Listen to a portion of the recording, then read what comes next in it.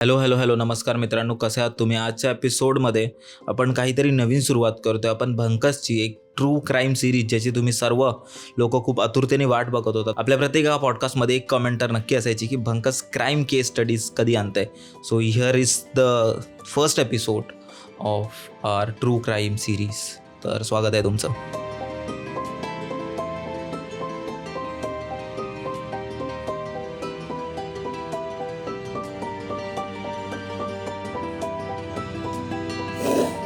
आजची true crime ही बँगलोरमधली आहे. बँगलोरच्या JP नगर ह्या एरियामध्ये एक फ्लॅट होतं, ज्यात एक कपल राहत होतं.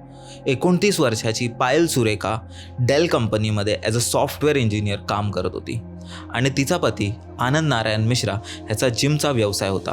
त्यांची एक जिम बँगलोरला होती आणि दुसरी जिम ओडिसाच्या कटक या भागात होती. ते दोघेही बँगलोरमध्ये भाड्याने राहत होते व त्यांचं स्वतःचं घर ओडिसा कटक येथे होतं. पायल व आनंद हे दोघेही नवरा बायको त्यांचा संसार बँगलोरमध्ये खूप सुखाने चालवत होते. पण एके दिवशी 17 डिसेंबर 2010ला आनंद हा बँगलोर शहरात नव्हता. तो कामानिमित्त काही बाहेर गेला होता आणि त्यांनी पायलला सकाळी 10 वाजता कॉल केला, पण तिने काही त्याच्या फोनला उत्तर दिले नाही. त्याला वाटलं ठीक आहे, कामात असेल, बिझी असेल, थोडं जॉबला वगैरे गेली असेल, त्यामुळे त्यांनी एवढं काही लक्ष दिलं नाही. त्यांनी दुपारी 3 वाजता परत एकदा पायलला कॉल केला, पण तेव्हाही त्यांनी कॉल रिसीव्ह नाही केला. आता मात्र आनंदला ची काळजी वाटू लागली. त्यांनी त्याच्या रूम ओनरला, घर मालकाला कॉल केला आणि सांगितलं की तुम्ही जरा पायलला जाऊन बघता का, म्हणजे ती माझं कॉल नाही उचलत आहे किंवा ती कोणत्याही मेसेजला रिस्पॉन्ड नाही करत आहे. रूम मालक बोलला ठीक आहे. रूम मालकाकडे एक स्पेअर कीज होती, म्हणजे एक चावी होती त्यांच्या घराची. दुपारी 4च्या दरम्यान घर मालक त्यांच्या घराकडे पोचला. त्यांनी नॉक केलं, बेल वाजवली, पण दार मात्र कोणी उघडत नव्हतं. मग त्यांनी ते स्पेअर कीज काढल्या आणि डोर ओपन केलं. जेव्हा तो डोर ओपन करून घरात शिरला, तेव्हा जे त्यांनी पाहिलं ते खरोखर खूप भयानक होतं. जसाच तो आत शिरला, त्यांनी पाहिलं की पूर्ण घरात खूप जास्त शांतता होती. Pin drop silence. तो चेक करायला आत गेला. त्यांनी किचनमध्ये पाहिलं, काही नव्हतं.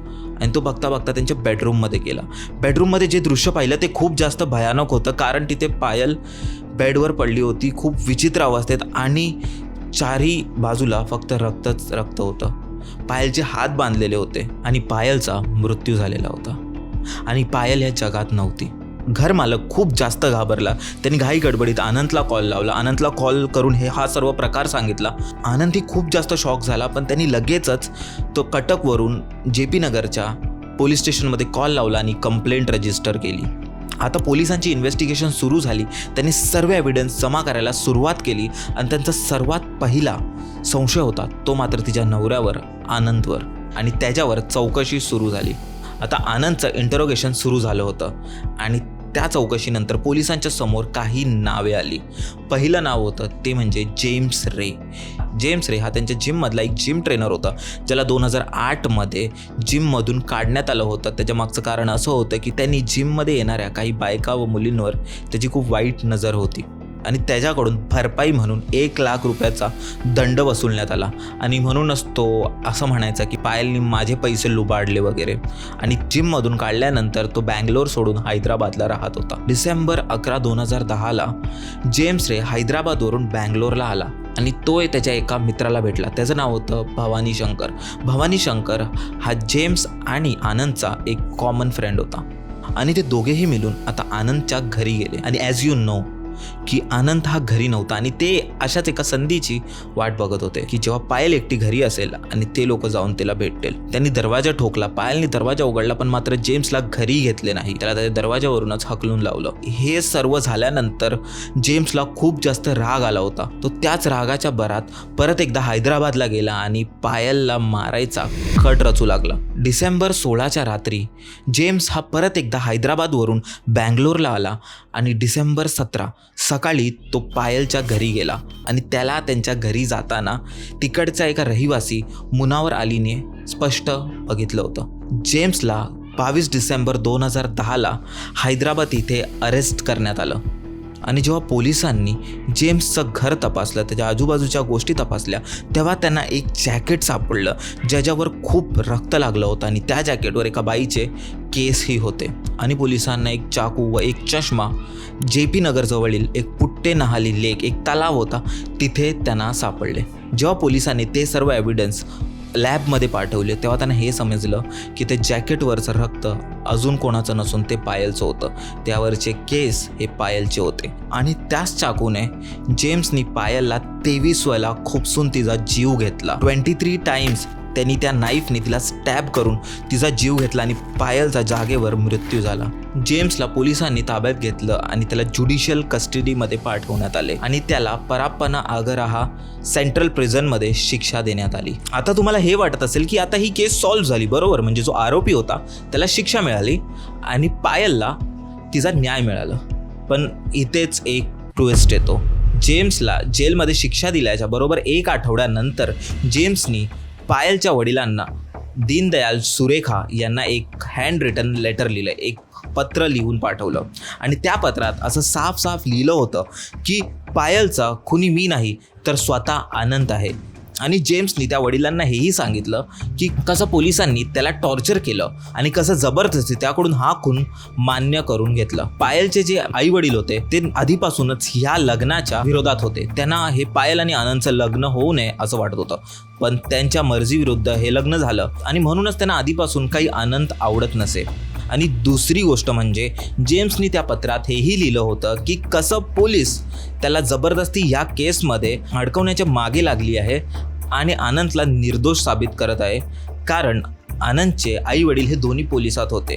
आनंदचे वडील रुद्र नारायण मिश्रा हे रिटायर्ड ACP होते आणि त्यांची आई वसंती देवी नारायण मिश्रा ही एक रिटायर्ड DCP होती. आणि काही दिवसानंतर असंही म्हटलं जातं की आनंदचे आई वडील हे जेम्सला जेलमध्ये भेटायला आले होते आणि जेम्सला हे सर्व विचारत होते, पण जेम्सने तेव्हा काहीच सांगितलं नाही.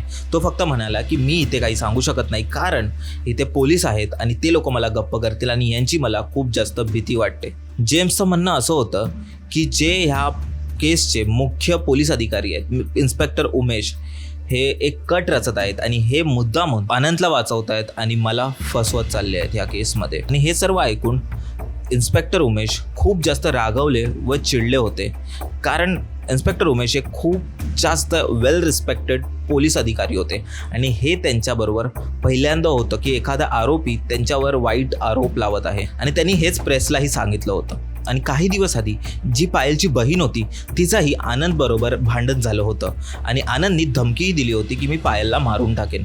आणि ह्या सर्व कारणामुळे पायलच्या आईवडिलांचा संशय अजूनही जास्त ठोस झाला आणि त्याचसाठी ते लोक आता कर्नाटका हायकोर्टमध्ये पोहोचले आणि कोर्टाला त्यांनी एक अर्ज केला की ह्या केसची तुम्ही परत एकदा पडताळणी करावी आणि बरोबर जाच करावी, कारण आनंदच तिचा खुनी आहे असं त्यांचं म्हणणं होतं. आणि म्हणूनच तुम्ही ही केस ह्यांच्याकडून काढून तुम्ही ही केस प्लीज CBIकडे द्या. पण कोर्टांनी त्यांची केस CBIला न देता CCBला दिली, सेंट्रल क्राईम ब्रांचला दिली. पण त्यानंतर ही केस अतिशय हळू चालू लागली, म्हणजे खूप स्लो ह्याच्यावर जाच होत होती.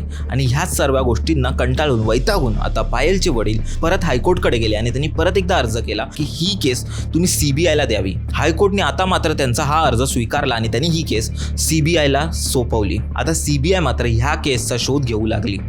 त्यांनी 1 वर्षापर्यंत इन्स्पेक्टर उमेशच्या प्रत्येक लहानातल्या लहान गोष्टीवर नजर ठेवली. ते कुठून जातात, ते कुठे जातात, ते कुठून येतात, ते काय करतायत, ते कोणत्या केसवर काम करतायत, ह्या सर्वांवर CBI आता बारीक लक्ष ठेवून आहे. इन्स्पेक्टर उमेशनी एका इंटरव्ह्यूमध्येही सांगितलं होतं की त्यांना ही गोष्ट खूप जास्त वाईट वाटली, कारण ज्या एका टायमापर्यंत जी केस ते सॉल्व्ह करत होते आणि त्यांनी त्या केसला सॉल्व्हही केलं, आता त्यांना त्याच केसचा एक कल्प्रिट मानलं जात आहे, त्यांना त्याच केसचा एक जिम्मेदार मानलं जात आहे, त्या खुनाचा जिम्मेदार मानलं जात आहे आणि ते त्या गोष्टींनी खूप जास्त दुखावले होते.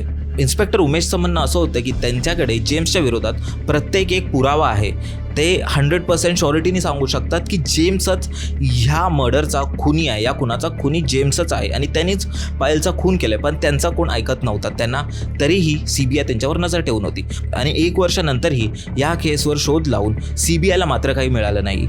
म्हणून ही केस आता CBIच्या दुसऱ्या टीमला सोपवली गेली. आता दुसरी जी CBIची टीम होती त्यांनी जेम्सलाच आरोपी मानून ह्या केसचा शोध सुरू ठेवला. त्यांनी ते सर्व जे एव्हिडन्स आणि सबूत जे त्यांना भेटले होते ते त्यांनी त्यांनी परत एकदा लॅबमध्ये पाठवले आणि परत एकदा चेक केले. सर्व पुरावे जेम्सकडेच बोट करत होते की तोच पायलचा खूनी आहे. इवन ते जेम्सनी त्यांना पत्र लिहिलं होतं त्याच्यावरही शोध केला आणि नंतर त्यांना हे माहिती पडलं की ते जेवढेही पत्र, लेटर्स, एव्हिडन्स होते ते सर्व खोटे होते आणि जेम्सनी ते सर्व सांगितलं होतं ना की तो कटकमध्ये नव्हता, बँगलोरमध्ये होता, हे सर्व खोटं होतं. हे CBIने प्रूव्ह केलं. आता हे करता करता 5 वर्ष निघून जातात.